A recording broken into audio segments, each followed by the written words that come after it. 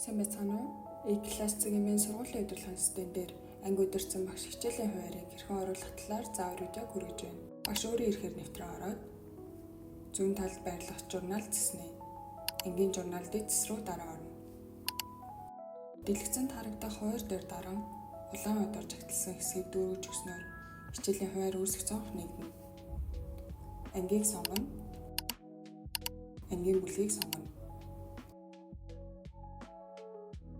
Тухайн хэсэгт сургалтын менежерийн үүсэх сонгох дуугар хуваараас сонголтоо хийнэ.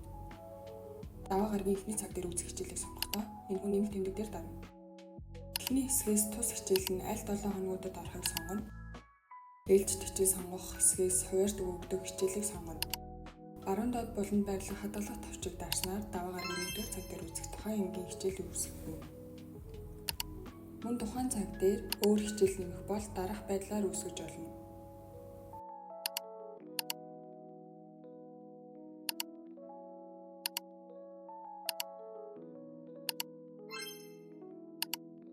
Үүсгэсэн хичээлийг устгахаар бол сонгосон хичээл дээрээ даран тэн товчон дээр дарснаар амжилттай устгагдах болно.